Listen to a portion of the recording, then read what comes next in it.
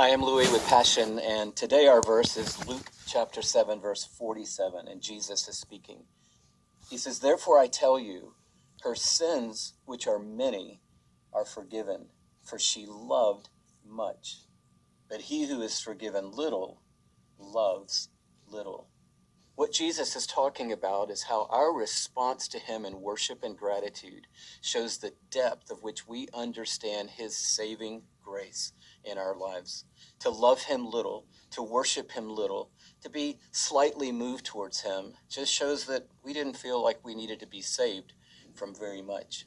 This woman had a rough life and a rough past. She'd made her way into this dinner party. She'd come to where Jesus was reclining at the table. She had this expensive ointment with her, and she began to weep and shed tears on his feet and wipe his feet with her hair and put the ointment on his feet. And when the religious people who were there saw it, they were like, "Oh, he obviously doesn't know who this woman is and what her life has been about."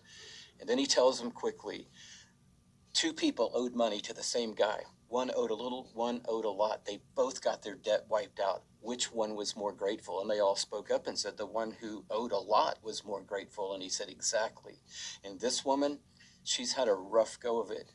And now here she is with gratitude, recognizing who I am. And because of that, I am forgiving her sins. Not because of her acts and her work. He says a verse later, your faith has saved you.